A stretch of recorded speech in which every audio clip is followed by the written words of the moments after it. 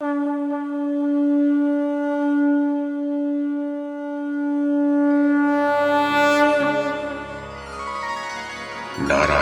नमस्कृत्य नरं चैव नरोत्तमं देवीं सरस्वतीं व्यासं ततो जयमुदीरयेत्।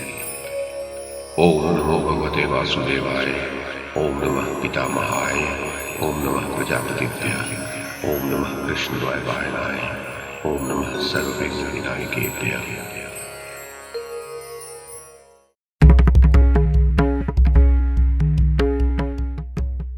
नमस्कार। महाभारत कथा श्रृंखला में आपका स्वागत है।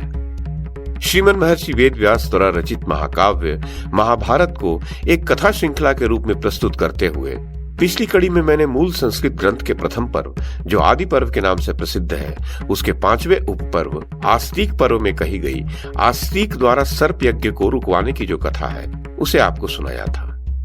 अब इस कड़ी में इसी आस्तिक पर्व में यज्ञाहुति में पड़ने वाले सर्पों के नाम की जो कथा कही गई है उसे मैं कमल किशोर आपको सुनाता हूं।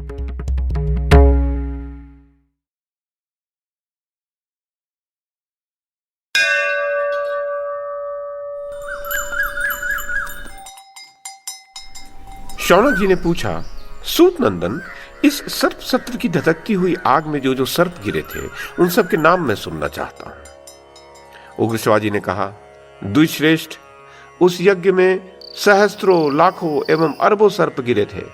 उनकी संख्या बहुत होने के कारण गणना नहीं की जा सकती, परंतु सर्प यज्ञ की अग्नि में जिन प्रधान प्रधान सर्पों की आहुति दी गई थी उन सब के नाम अपनी स्मृति के अनुसार मैं बता सकता हूं। सुनिए। पहले वासुकी के कुल में उत्पन्न हुए मुख्य मुख्य सर्पों के नाम सुनिए।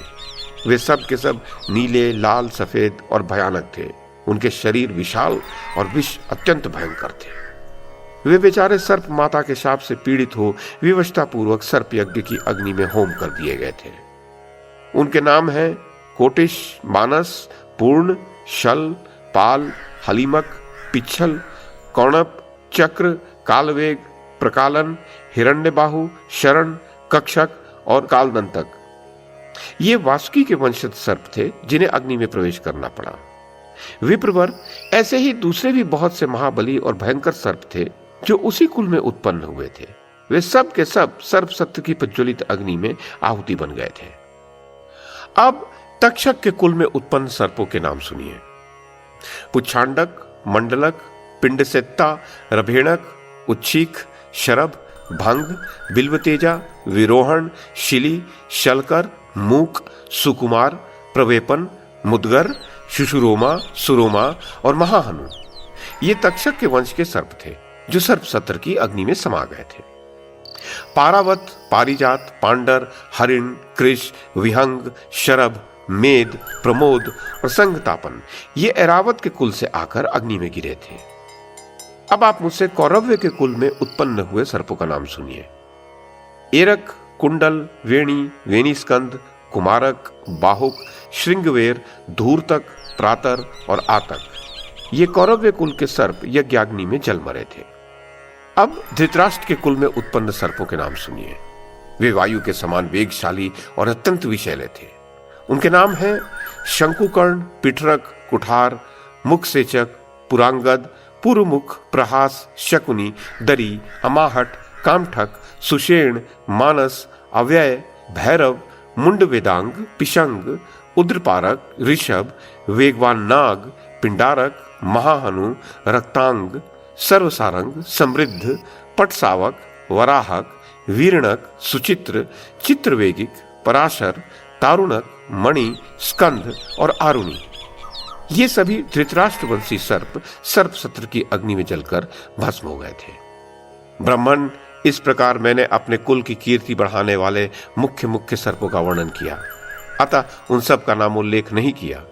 इन सब की संतानों की और संतानों की संतति की जो प्रज्वलित अग्नि में जल मरी थी गणना नहीं की जा सकती। किसी के 3 सिर थे तो किसी के 7 तथा कितने ही 10-10 सिर वाले सर्प थे। उनके विष प्रलयाग्नि के समान दाहक थे। वे सर्प बड़े ही भयंकर थे। उनके शरीर विशाल और वेग महान थे। वे ऊंचे तो ऐसे थे मानो पर्वत के शिखर हों। ऐसे सर्प लाखों की संख्या में यज्ञाग्नि की आहुति बन गए।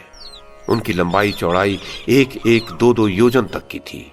वे इच्छानुसार रूप धारण करने वाले तथा इच्छानुरूप बल पराक्रम से संपन्न थे। वे सब के सब धधकती हुई अग्नि के समान भयंकर विष से भरे हुए थे, परंतु माता के शाप रूपी ब्रह्मदंड से पीड़ित होने के कारण उस महासत्र में जलकर भस्म हो गए।